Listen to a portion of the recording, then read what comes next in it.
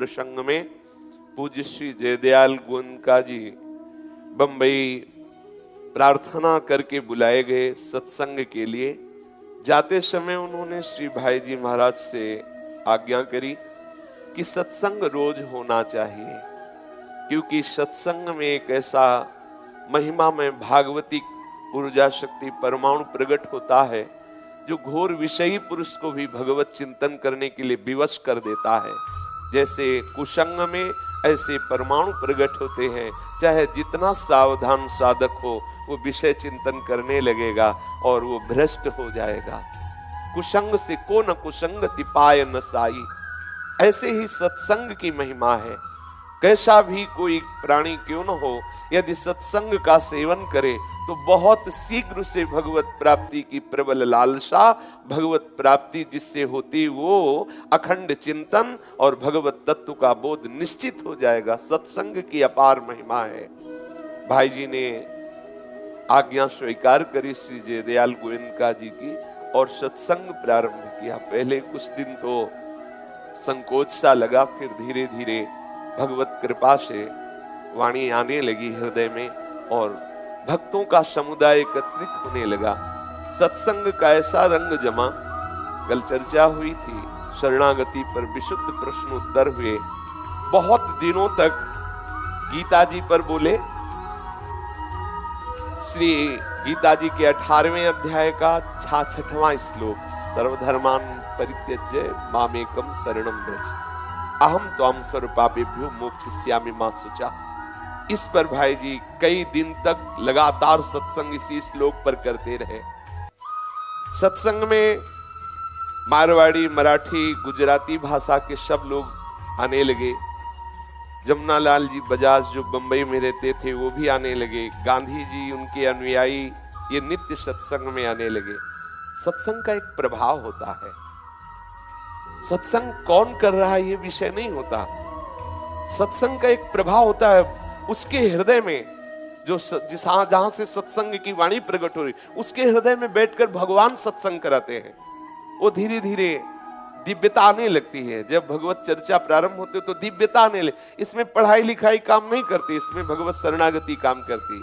भाई जी की वाणी का ऐसा प्रभाव बढ़ने लगा कि बड़े बड़े महापुरुष जन सत्संग में पधारने लगे। जो भी आता वो मंत्र मुग्ध हो जाता। बड़े बड़े साधु महात्मा भी पधारने लगे भाई जी के सत्संग में। महात्माओं का समुदाय आने लगा। महात्माओं के समुदाय का पधारना मतलब साक्षात श्री भगवान का पधारना है। अच्युत मुनि जी महाराज, श्री भोले बाबा जी महाराज, पूज्यपाद श्री उड़िया बाबा जी महाराज, श्री हरि बाबा जी महाराज, स्वामी शिवानंद जी महाराज, श्री प्रभुदत्त ब्रह्मचारी जी महाराज, ये बड़े बड़े महापुरुष जाने लगे भाई जी के सत्संग में। उड़िया बाबा जी साक्षात ब्रह्म मूर्ति। हरि बाबा जी एक बार नाम घोष करते तो लगता कि भगवदानंद बरस रहा है। कभी आंख उठा के नहीं देखते, रात दिन भगवान नाम में डूबे रहते। बड़े अद्भुत महापुरुष। और अच्युत मुनि ब्रह्मबोध संपन्न महापुरुष। श्री प्रभुदत्त ब्रह्मचारी जी नामनिष्ठ महात्मा, भगवत गुणानुवाद में मगन रहने वाले बड़े बड़े महिमा में ये महापुरुष हैं।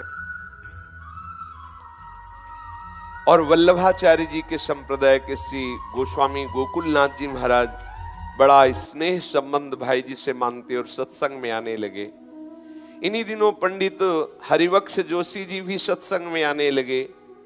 भाई जी को ये संस्कृत के सुंदर सुंदर श्लोक सुनाते।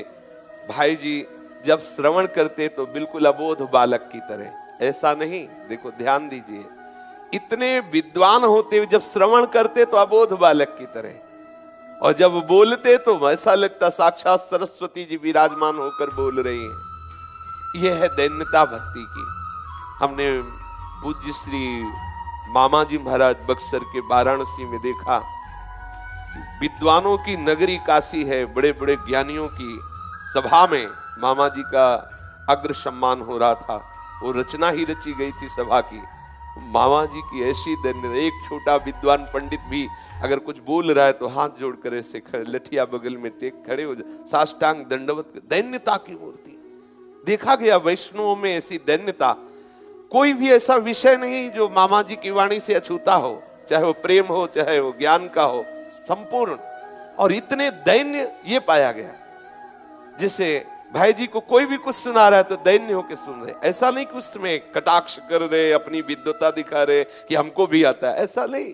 भक्तों में एक महिमा होती है, परम ज्ञान संपन्न है। अगर कोई साधारण भी भगवत चर्चा कर रहा है तो दैन्य होकर सुन रहे, मानो कोई अबोध बालक हो। प्रसिद्ध गायनाचार्य पंडित विष्णु दिगंबर जी महाराज भी सत्संग में आने लगे। बड़े जोर का भाई जी का सत्संग होने लगा, बड़े बड़े महापुरुष सत्संग में पधारते। भाई जी एक बार किसी कार्यवश इंदौर जाना था, तो वहां इंदौर गए तो वहां एक मोहू नामक नगर है, वहां जो कार्य था भाई जी का वो कार्य व्यक्त नहीं किया। उस कार्य के लिए वहां गए तो रात्रि हो गई थी और हर समय नाम भाई जी जपते रहते।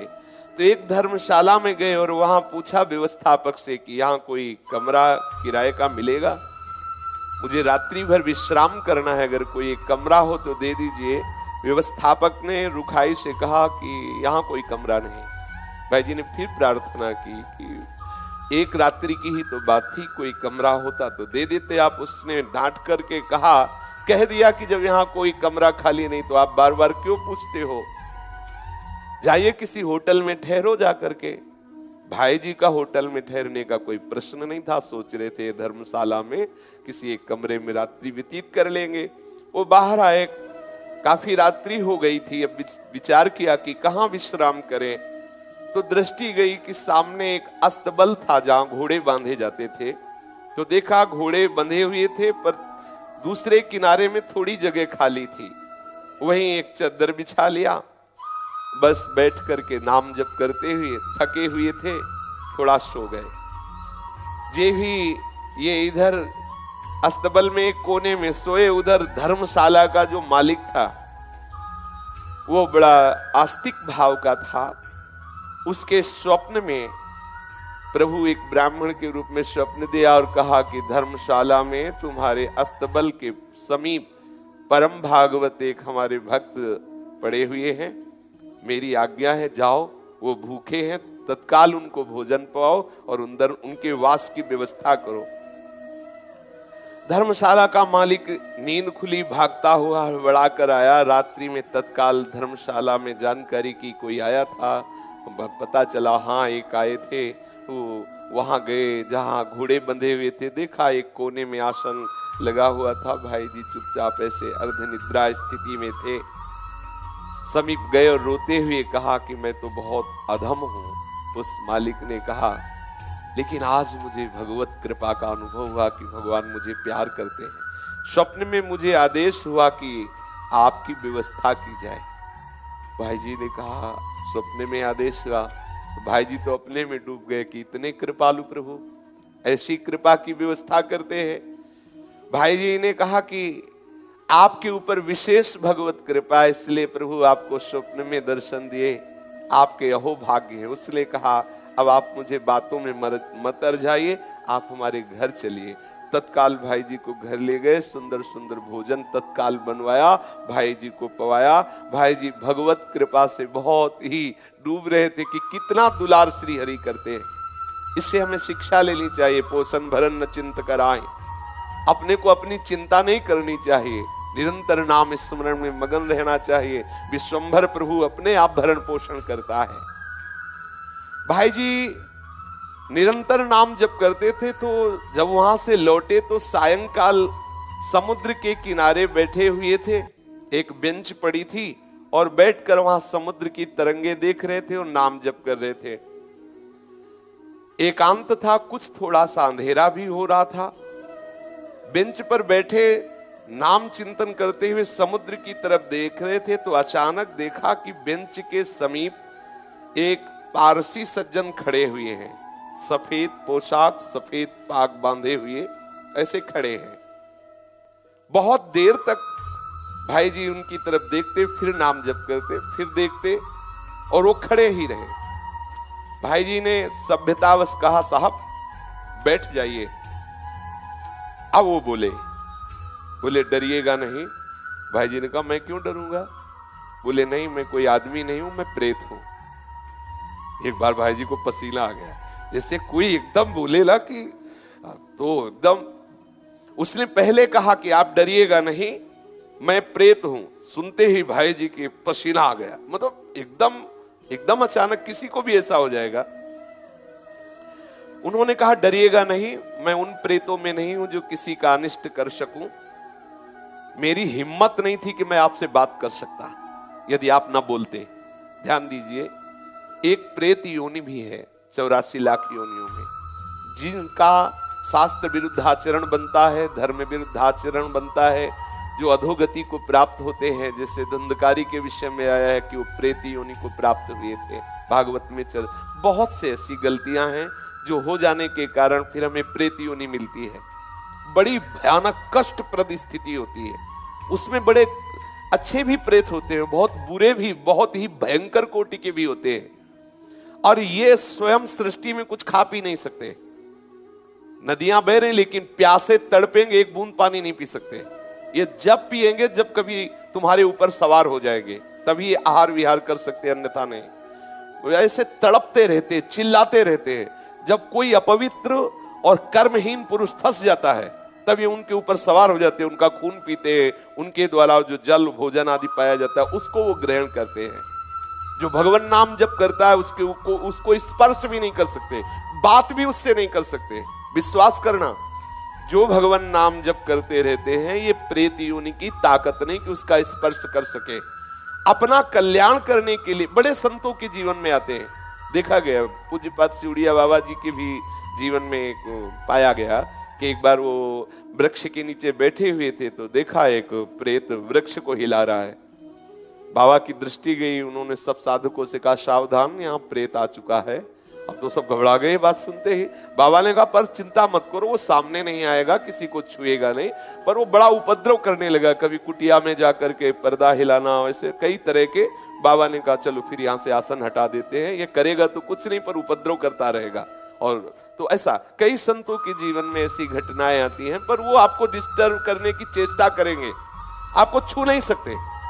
तो भाई जी से कहा कि मेरी हिम्मत नहीं थी कि मैं आपसे बोल सकूं, आप बोले तब मेरी हिम्मत हुई, मैं आपसे बात किया। मैं आपसे सहायता मांगने आया हूं, मेरा उद्धार कर दो। भाई जी थोड़ा हिम्मत किए, जब वो बोला आपसे सहायता करने आया, आपका मैं अनिष्ट नहीं करूंगा। मुझ में ऐसी ताकत नहीं है कि मैं यहां किसी से भी बोल सकूं। जब तक कोई मुझे बुलाएगा नहीं तब तक मैं बोलूंगा नहीं। देखो ये सूक्ष्मता की बात, जिससे कोई खड़ा है, ए कौन हो, सुनो हमसे बात करो, अब वो बात करेगा। अगर आप ऐसा ना बोले तो इसीलिए बोलने की जरूरत क्या है। जैसे आप गंगा किनारे भ्रमण कर रहे हैं या कहीं कोई ऐसा दृश्य दिखाई देता, नेत्र नीचे कीजिए, चले जाइए। आपको अगर शंका है कोई खड़ा है क्या, क्यों शंका करो, चलो चुपचाप आगे बढ़ो। ए कौन है, सुनो बात करो हमसे, तो फिर बात कर लेगा तुमसे। वो कह रहे हैं, वो प्रेत बोला हम लोगों के लिए आदेश, पूरी सृष्टि में मैं किसी को अपनी तरफ से नहीं छेड़ सकता जब तक कोई हमें न छेड़े। अच्छा, जैसे उनकी वृत्ति मलिन होती है, तो जब तक आप अपवित्र नहीं हो, जैसे जूठे मुंह हैं, ऐसे ही सब अपवित्र हैं, गंदे आचरणों का चिंतन कर रहे हैं, उनको प्रवेश होने की गुंजाइश है। कोई न कोई ऐसी घटना करेंगे जिससे आप उनसे आकर्षित हो, वस्त्र के द्वारा या किसी आसन के द्वारा। मान लो उनका ऐसा अपवित्र आसन है, अपवित्र वस्त्र है, जिससे किसी भी तरह उनका संयोग होने का है चांस, वो आप में प्रवेश कर जाएंगे। यदि आप नाम जापक हैं, पवित्र रहते हैं, तो कहीं भी भ्रमण करके देखा है, गंगा जी की परिक्रमा जब की तो कहीं भी कोई भी ऐसी घातक क्रिया नहीं। और जबकि जगह जगह स्मशान मिलते हैं, दोपहर में भी रात्रि में भी रुके, कभी ऐसा नहीं। कभी भगवान नाम जापक ऐसा डरे ना, पर अपनी तरफ से किसी से बोलने के लिए नहीं। कोई वस्तु पड़ी हो, कोई पद, ये सब नहीं छूना चाहिए। तुम्हें लगता है कि ये वस्त्र है, ये अटैची है, ये किसी की पर्स है, पता नहीं किस लक्षणों से युक्त है, तुम्हारी हानि कर दे। सहसा कोई पड़ी हुई वस्तु न छुए, किसी से बोले ना, अपनी तरफ से किसी से वार्ता न करे। ये अगर ऐसे सावधान रहे तो है। प्रकृति में है 84 लाख योनियों में एक योनि, पर कभी ऐसे सहसा किसी को वो आक्रमण करके नष्ट नहीं करते। कोई घबराए नहीं, ऐसा तुमसे बढ़कर वो नहीं है। सबसे बड़े प्रेत तुम हो। यदि आप अपने में रहो तो लाखों प्रेत आपके अधीन हो जाए। आप समझो, जहां यमपुरी की चर्चा आती है तो उन्हें प्रेत राज कहते हैं। यमराज जी को, और समस्त जीवों को प्रेत कहते हैं। भूत सर्वभूत हिते रता, सब भूत ही तो है। देखो ये 5 महाभूत है, नहीं ये भूत थोड़ी, ये महाभूत है, इनमें फंस गए, अब इनसे मुक्त हो जाओ। ये भूत है, परेशान करते रहेंगे। 5 तो लगे ही है, चूक गए तो और ऊपर इनमें छठा भी चढ़ जाएगा, और वो परेशान करता रहता है। इसलिए मैं प्रतीक्षा कर रहा था कि आप बोले तो मेरी हिम्मत पड़े। भाई जी महाराज प्रेत से बोले, तुम क्या चाहते हो? बोले, मेरे पास बहुत सी शक्तियां हैं, मैं कोई साधारण प्रेत नहीं हूं, मुझे गीता याद है पूरी। वैसे तो कहते गीता के श्लोक बोलो तो प्रेत भग जाएगा, वो कह रहा मुझे गीता याद है पूरी गीता याद है मुझे।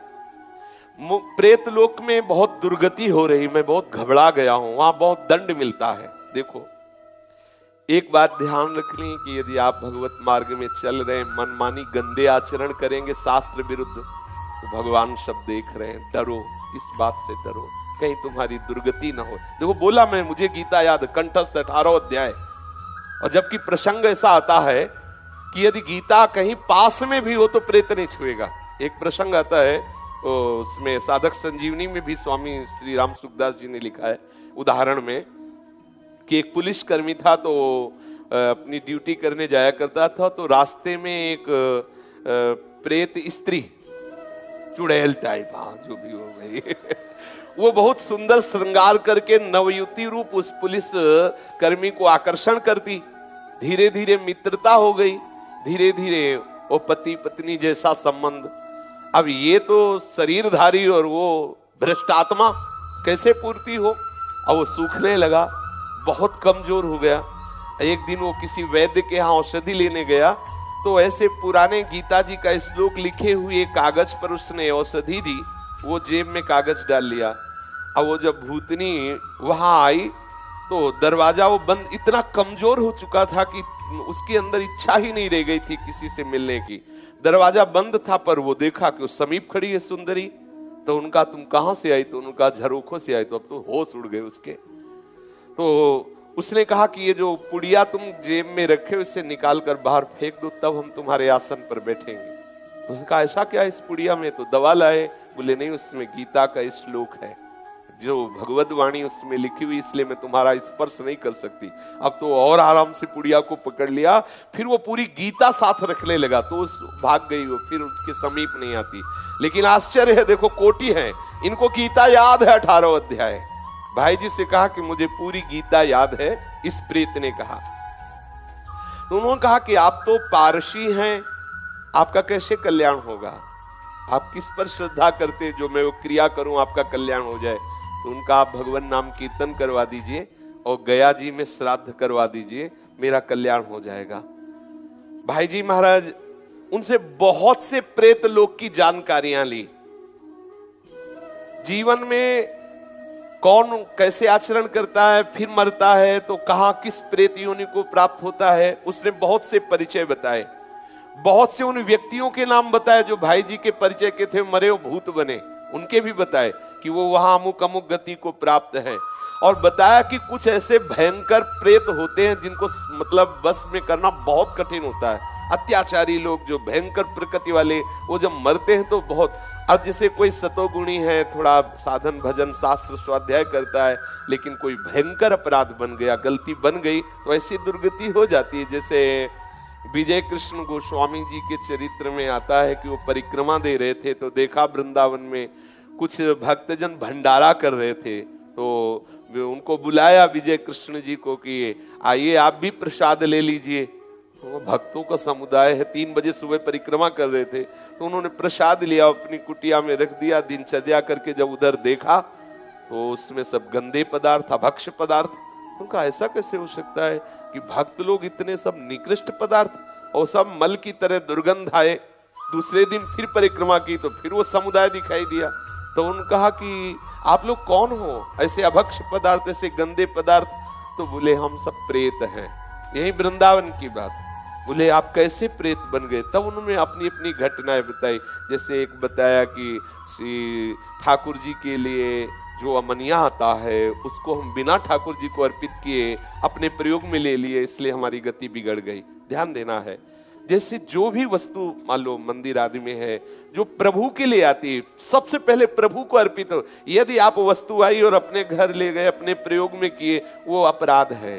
जिनके ले आई उनको अर्पित करो, आप प्रसाद भुगता बनो, अमनिया नहीं। कोई भी पदार्थ वैष्णव को अमनिया सेवन नहीं करना चाहिए। ऐसा नंदगांव के एक पुजारी की भी बात है। कई ऐसे दृश्य आते, इसलिए बहुत सावधान। जैसे एक प्रसंग हमने संतों से सुना कि किसी संत को संत सेवा के लिए कुछ अर्थ मिला और उनके भाई आए, उन्होंने कहा कि घर में बहुत समस्या है, अगर अर्थ मिल जाता तो हम कुछ दिनों बाद वापस कर देते। तो लाखों की उसमें संख्या में उन्होंने अर्थ अपने घर वालों को दिया। अच्छा, घर वाले इसलिए वापस नहीं किए कि बड़े भैया ही तो हैं, तो जब वो पधारे तब वो अधोगति को प्राप्त हो गए। ये ध्यान देने की, आपको गौशाला के, गौ सेवा के लिए, संत सेवा के लिए, जिसके लिए जो वस्तु दी जाती ठीक वही लगनी चाहिए। उसे आप अपना मान करके प्रयोग करेंगे तो आपकी गति बिगड़ जाएगी। जैसे आपने 500 संतों के भंडारे के लिए पैसा लिया, तो आप सेवक रूप से खूब मेहनत करो, संतों की जूठन पालो और जितना रुपया है पूरा संत सेवा में लगा दो, तो आपको भगवत प्राप्ति का मार्ग प्रशस्त हो जाएगा। लेकिन आपने क्या किया कि 100 का लगा दिया, 400 का, ये अपराध बन रहा है। ये आपकी बुद्धि को मलिन करके और ऐसे आचरण करवा देगा जिससे आपकी गति बिगड़ जाए। देखो, यहां मनमानी आचरण कर ले, लेकिन निर्णायक बैठा हुआ है, आपकी एक एक चेष्टा को देख रहा है। इसलिए देखो, आप डरो इस बात से। 18 अध्याय गीता के याद में प्रेत बना हुआ टहल रहा है और भाई जी से प्रार्थना कर रहा है कि बहुत दुर्गति होती है, बहुत मार पड़ती है, न पानी पी सकते हो, न खा सकते हो, कितना हमें क्लेश दिया जाता है। वो अपनी सब बातें बताने लगा। उन्होंने बताया कि 6 महीने पहले जिनकी मृत्यु हुई थी वो भी प्रेत बने, और भाई जी को परिचय बताने लगे कि आप विश्वास करो, मैं सबको जानता हूं जो जो बनकर के प्रेत लोक में गए हैं। एक हरिराम के ब्राह्मण थे, उनसे भाई जी ने कहा कि मैं गया तो नहीं जाऊंगा, आप जाकर के उनका श्राद्ध कराएं, नाम कीर्तन का अनुष्ठान हम करते हैं। गया में उस प्रेत के लिए पिंडदान कराया और खूब नाम कीर्तन किया। जब पिंडदान और नाम कीर्तन उनके लिए पूरा हुआ तो चौपाटी में ही बैठे हुए तो फिर वो प्रेत आ गया और उसने बहुत अश्रु प्रवाह करते हुए कृतज्ञता से कहा, अब मेरा काम हो गया, मुझे प्रेत लोक से उद्धार किया जा रहा है, मैं आपकी बार बार कृपा मनाऊंगा कि आपने मेरे को दुर्गति से बचा लिया। मैंने प्रेत लोक की स्थिति, वहां के कौन कौन से जीव गए हैं, क्या क्या उनको दंड मिलता है, ये सब बहुत विस्तार से बातें की भाई जी कह रहे हैं। और किसी किसी को लेकर के हमने उनसे बात की तो उन्होंने बताया कि नरकों का दंड है, मतलब यहां देखने को नहीं मिलता, ऐसे भयंकर कष्ट प्रेतों योनि में मिलते हैं। कोई नरक को झूठा न माने, परम सत्य है, ये सब मैं भोग रहा हूं। उस प्रेत ने बताया ये नरक सत्य है, एक एक सत्य है, पाप करने वालों को बहुत दुर्गति होती है। इसलिए मैं सबसे प्रार्थना करता हूं कि कोई कर्म बिगड़े ना। भाई जी ने कहा, मैं सबसे प्रार्थना करता हूं कि कोई कर्म बिगड़े ना, सावधान। अपने लोग समझते हैं कोई देख नहीं रहा, लेकिन जिनको देखना है, जिनको निर्णय करना है, वो तो निश्चित देख रहे हैं। भाई सावधान। आज के प्रसंग में संत समागम से निश्चित भगवत प्राप्ति, और थोड़ा भी हमारे द्वारा शास्त्र विरुद्ध आचरण ना हो, संत मर्यादा के विरुद्ध आचरण ना हो, ऐसी हम धारणा बनाए। ये जन्म केवल भगवत प्राप्ति के लिए, कहीं कोई चूक ना हो जाए। ये जो संतों की सेवा के लिए पैसा लिया जाता है, गौ सेवा के लिए पैसा लिया जाता है, ये बहुत घातक है। ठीक वहीं लगना चाहिए जहां लगना है। मानो आपने 1 लाख रुपए लिए गौ सेवा के लिए और आपने उससे गौ सेवा में नहीं लिया, वो रुपया आपका नाश कर देगा। उसे मत समझो कि वो आपका है। ठीक उस 1 लाख रुपए से आपको पानी भी नहीं पीना है, गौ सेवा करो, भिक्षा मांग के पाओ, तो भले आपको शांति मिले। ये दूसरे से रुपया लेकर के नाना प्रकार की भावनाओं से और फिर भोग विलास में खर्चा करना है, हमारी गति बिगाड़ देगा। इसलिए सावधान रहे, सहसा किसी से वो प्रतिग्रह ना ले, दान ना ले, अगर ले भी तो सेवक बन करके ठीक वैसी सेवकाई करो जिसके लिए लिए हो। संग्रह करके घर आदि भेजना विरक्त होकर, ये तो बहुत नाश का कारण है। बचो इस परिवार के मोह से। कहीं विरक्त हो गए, कुछ कपड़ा कुछ पैसा एकत्रित किया, घर परिवार को भेज दिया उन बेचारों का नाश करने के लिए। हमने कई घटनाएं भी देखी ऐसी, क्योंकि भ्रमण करते रहे तो मिले। एक सन्यासी जी थे वाराणसी में, कानपुर के ही थे। तो घाटों में जब रहते थे तो विश्वनाथ जी के दर्शन करने जाते थे, परिचय हुआ। काफी समय तक वो आते बैठते, भगवत वार्ता होती। तो एक दिन वो बहुत उदास थे, तो पूछा आपकी उदासी का कारण क्या? तो उन्होंने कहा कि 90,000 रुपए उन्होंने दक्षिणा के जमा किए थे। तो भाई की बेटी का ब्याह था, तो उनका मैं तुम्हें नहीं दे रहा हूं, बेटी के लिए दे रहा हूं, ब्याह के लिए दिया। अब ये सन्यासी का धन जहर एकदम गया और सुकृत नष्ट हुए, वो वैधव्य को प्राप्त हो गई। अब जब सूचना आई तो अब संतों से इन्होंने बात की, तो बड़े बड़े संतों ने कहा मार दिया ना तूने घर में धन दे करके, अपना भी नाश किया और परिवार का भी नाश किया। इसलिए बहुत खिन्न उदास थे, बहुत वेदांत बोलते थे। देखो, शास्त्रीय ज्ञान बोलने के लिए नहीं, आचरण में उतारने के लिए है। वो वेदांत बोलकर दूसरे से रुपया कमा लिया, इसके बाद घर परिवार को, ये सब बिल्कुल गलती मत करना। भगवान विश्वंभर है, प्रणत कुटुंब पाल रघुराई। वो आपके परिवार का ऐसा पोषण करेंगे कि आप सोच नहीं सकते, आश्चर्य में सारे विश्व का भरण पोषण करते। फिर भक्त के परिवार का आप निश्चिंत हो जाइए परिवार की तरफ से। अगर आपके पास धन है भी और आप देख रहे हो परिवार का आदमी भूखा टहल रहा है, तो भी आप ना दीजिए। आप अगर देंगे तो उसका नाश हो जाएगा। कभी भी ऐसी गलतियां ना हो। वैराग्य धारण करके परिवार वालों के लिए जो हम अर्पित करते हैं, वो उनके नाश का कारण बनता है। हमारी परमार्थ गति रुकती है। कई ऐसे क्षेत्र हैं जिनमें हम गलती कर बैठते हैं, हमारा अंतःकरण मलिन हो जाता है और कहीं न कहीं किसी न किसी दुर्गति को प्राप्त हो जाते हैं। धाम में भी भूत हैं, लेकिन इनकी दुर्गति उस कोटि की नहीं होती। भूतेश्वर भगवान जो विराजमान है, उनके शासन में रहते हैं वो भूत, और थोड़ा ही भुगा करके श्री राधा रानी कृपालु है, कोई न कोई संत से ऐसे भिड़ा देती है जिससे उसका मंगल हो जाता है और वो फिर भगवत प्राप्ति के मार्ग में अग्रसर होता है। हम बहुत डरते रहें, कोई अपराध न बने, कोई गलती न बने, इस जन्म में प्रिया प्रीतम मिल जाए, यही सार बात। श्री राधा वल्लभ लाल की।